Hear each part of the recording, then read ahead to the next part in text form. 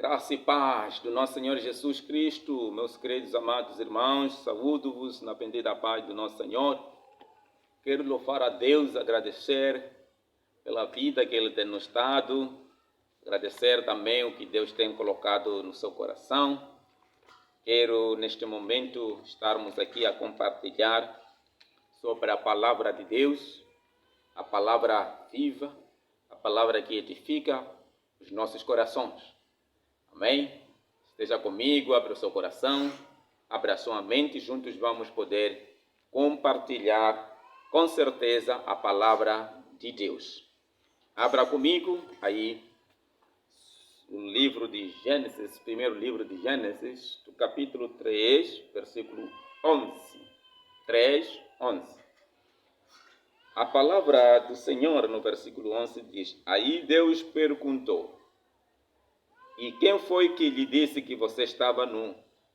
Por acaso você comeu a fruta da árvore que eu proibi de comer? O homem disse: A mulher que me deste para ser a minha companheira me deu a fruta e eu comi.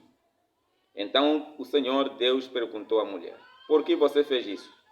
A mulher respondeu: A cobra me enganou e eu comi. Amém? Queridos amados, grandes problemas têm nos assolado no nosso meio. Principalmente hoje nós queremos falar sobre a estruturação dos espíritos. Como é que esses espíritos vieram e como é que estão sendo influenciados nas nossas vidas. Como é que as pessoas sofrem por meio dos espíritos maus. As pessoas mudam dos seus espaços, as pessoas mudam da sua cidade, do seu bairro, da sua localidade, porque estão sendo sufocados através dos espíritos maus. A minha pergunta é: de onde vieram? Tudo tem o seu propósito, tem o seu princípio, tem o seu início. Todas as coisas são permissíveis quando nós tentamos de abrir a nossa porta. Se a tua porta ficar toda ela aberta, eu creio, dia e noite entrarão bichinhos que você já nunca viu na sua vida.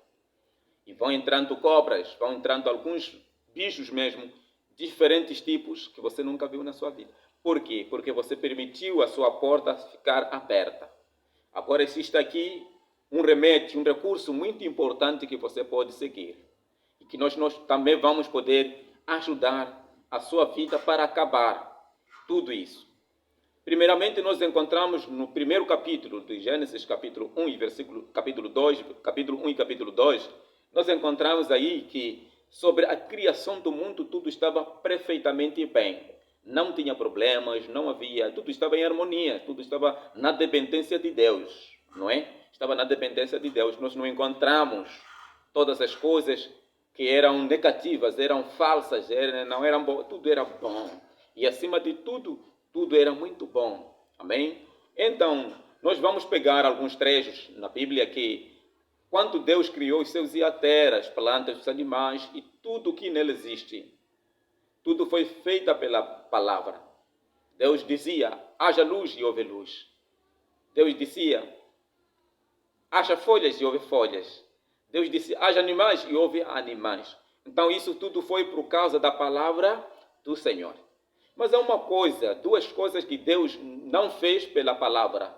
Simplesmente precisou Ele fazer pelas suas próprias mãos. Que é o homem e a mulher. Deus não disse: haja homem e houve um homem. Deus não falou que haja a mulher e existir a mulher. Não, foi preparo, uma preparação. A estruturação dos espíritos, irmãos. Em Gênesis, no capítulo 3, nós acabamos de ler, irmãos. Encontramos no sentido vertical que o homem procura o bem no mundo separado do céu. É aquilo que eu disse, que se nós permitirmos que a nossa porta, deixemos a nossa porta aberta, damos a legalidade que tudo possa, permitimos tudo que possa entrar dentro daquela casa, daquela porta. Amém? Então, o homem procura o bem no mundo separado do céu. Todo homem está separado de Deus. Deus está longe e necessita da nossa ajuda. É a conduta, é a consciência do homem, onde o homem chega a se perder, de se relacionar com seu Deus, é porque ele haja o incapaz, o impossível, que Deus não é possível para poder tratar o que eu necessito. Então, ele vê o seu estado bastante longe, ele está vendo Deus que não vai resolver os meus problemas, o que está a acontecer, ele nunca vai ouvir o que eu vou pedir por ele. Então, a nossa consciência toda fica longe de Deus. Ontem nós ensinamos que em 2 Coríntios, capítulo 4, versículo 4, fala de que o Deus deste século secou a mente humana. Ele não consegue resplandecer a luz da verdade, a luz de Deus. Não consegue, porque a nossa mente é muito fraca. Amém? É muito fraca. Então, nós pensamos assim que ele não se preocupa com as nossas vidas diárias. Normalmente, temos visto os espíritos com as seguintes maneiras. Agora queremos começar a dar alguns sentidos dos espíritos maus que nos deixam nós sofrermos. Os espíritos maus que mandam você sofrer. Primeiro, encontramos o espírito dos mortos. Depois disto, nós vamos desenvolver espírito dos mortos. Segundo, espíritos familiares. E em terceiro lugar, encontramos espíritos charás. Essa é a nossa parte que nós podemos perceber. E nós vamos destacar agora, passo a passo. Falamos aqui dos espíritos dos mortos. Realmente são demônios. Esses espíritos dos mortos são demônios, espíritos maus. Quando esses espíritos comunicam mensagens ao feiticeiro, não usam a sua língua nativa. Eles usam uma voz baixa, fraca e murmuram entre dentes usando uma língua estranha. É o funcionamento desses espíritos mortos que muitas das vezes, se nós deixarmos a nossa porta aberta, ela vai se encaixar no meio de nós. Então, a palavra do Senhor em Isaías capítulo 29, versículo 4, ela diz assim: então será abatida, falarás debaixo da terra, a tua fala desde o pó será fraca. A tua voz debaixo da terra será como a de um feiticeiro. A tua fala assobriará desde o pó. São a maneira e a norma que os espíritos dos mortos têm funcionado. Aqui nós vamos poder tratar o seguinte. Existem certas pessoas que sofrem. Há uma desgraça que tem surgido no meio de uma família. Às vezes ele, quando dorme, ele começa a sonhar as pessoas que já morreram, ou o fulano que já morreu. Ele começa a sonhar, a pedir alguns recursos, a pedir a água, a pedir fazer alguma construção no seu cemitério, um alpendre no seu cemitério, no seu túmulo lá. E se você aceitar e cumprir essa ordenança deste falecido ou deste morto que tem vindo na sua vida, no seu meio, então aí você está abrindo a porta para poder permitir entrar este problema para te causar na sua vida. Os espíritos, a Bíblia nos ensina bem que o morto nunca vai poder comunicar com os vivos. Nunca teremos comunhão entre o vivo e o morto. Não existe comunhão. Quem morreu, morreu. Mas você que está em vida espera de morrer um dia. Mas existe este medo, existe relacionamento. De onde vem esse relacionamento entre o morto e o vivo? Então, perceba bem. Satanás tenta formas para poder lhe destruir, para poder arrancar a sua fé, para poder lhe desencaminhar, lhe mudar do caminho certo e lhe dar um outro caminho. Muitas das pessoas no mundo estão na orientação dos espíritos dos mortos. Muitas pessoas hoje estão obedecendo às pessoas que já morreram. Vêm de noite e sonham e logo dizem, fulano X morreu e me pediu que eu pudesse colocar água. Muita gente está fazendo esse processo. E nós estamos a saber que nós estamos a buscar várias enfermidades, várias doenças para poder nos causar. E aí você vai poder sair, vai a consultar aos espíritos maus, vai consultar aos curandeiros, vai fazer diagnóstico do curanderismo. Então é aí onde que o processo vai ficar bem acelerado. A sua vida vai ficar mais decepcionada, mais escravizada. Preste muita atenção. encontramos aqui os espíritos familiares. São demônios que ficam com a família, aprendendo a vida da família para imitar depois de morrer. Comunicam com a língua local, usando a mesma voz. Em Levíticos capítulo 19, 31, a palavra do Senhor nos diz o seguinte: não vos voltareis para os midiuns, nem para os feiticeiros, a fim de vos contaminardes com eles. Eu sou o Senhor vosso Deus. Não voltareis aos midiuns, aos curandeiros, espíritos familiares. Nós percebemos bem aqui que quando alguém está em vida, aquele espírito começa a imitar a sua voz, maneira de falar, e quando morrer, é quando aquilo vai poder surgir, aparecer na sua vida. Daí a palavra do Senhor que tem nos ajudado. Não vos voltareis para os mediuns, os feiticeiros. Não podemos mais voltar, já era, já passamos. Jesus já nos libertou, irmãos. Jesus já nos resolveu, já fez tudo para as nossas vidas. E para que hoje as pessoas estão sofrendo? Para quê? Amém, querido? Então, exterminai todos os lugares em que os povos que dominareis serviram a seus deuses sobre os altos montes, sobre os outeiros e debaixo de toda a árvore verde. Deuteronômio 12, 2. O Senhor nosso Deus vai vingar, vai destruir tudo aquilo que nós estamos a confiar, todas as coisas criadas. Porque a Bíblia diz que não confia o homem porque é o homem. E nós hoje estamos muito bem interessados de confiar em um homem, um curandeiro. Aquele senhor trata bem, aquele senhor é assim, e deixamos de adorar e servir o nosso Deus, que é todo-poderoso, Deus que dá vida, Deus que protege, Deus que nos ajuda. Nós deixamos isso. Então pensamos em entrarmos em outros recursos. Sabia que o nosso Deus é Deus de ciúme?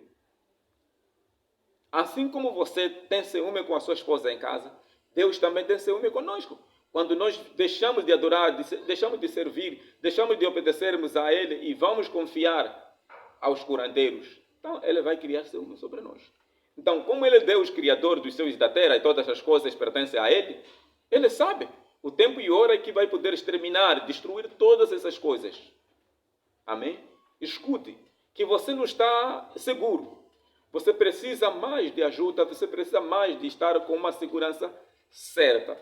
Espíritos charais são demônios que prometem ajudar pessoa com o mesmo nome. Muitas vezes manifesta-se nas crianças, comunicam-se com língua local. Isto acontece ao nascer de uma criança. Os pais dão o nome de um familiar morto e, como consequência, a criança passa a contrair os mesmos demônios. Cuidado, irmãos, de darmos a uma criança um nome. Ai, meu xará, meu xará, meu xará. A criança sofre com esses problemas. Se eu dar o nome à criança enquanto tenho problema dos espíritos maus, no momento que eu vou poder morrer, aquele meu espírito vai transferir, vai procurar o meu xará e vai logo encaixar naquela pessoa, naquela criança que eu dei nome, e a pessoa fica a sofrer com o mesmo problema. Então precisamos que os nossos nomes tenham um sentido, tenham um significado. O que significa esse nome que eu estou recebendo? Então é o que você vai precisar. Assim aconteceu no tempo de Daniel. Ele foi dado o nome de um demônio para ser o seu xará, Beltesazar. Daniel 1:7. Mesmo assim, ele negou. Versículo 8. Então, no tempo de Daniel, ele foi mudado seu nome em Babilônia. Ou em vez de ser chamado Daniel, e eles deram-lhe o nome de um demônio chamado Beltesazar. Este nome de Beltesazar quer dizer o sogro do deus Aku. Então, ele foi dado este nome. Mesmo assim, Daniel negou. Amém? Daniel, capítulo 1, versículo 7. E também a Bíblia fala de uma outra estrutura. No Efésios, capítulo 6, versículo 12. Principados. Tem uma outra estrutura chamada principados. São demônios territoriais, estudantes de língua, de cultura, língua, ética de cada povo. Eles dominam regiões, cidades, montanhas, rios, árvores, caminhos e preparam-se para a batalha e criam problemas de acidentes, abortos, divórcios, suicídio.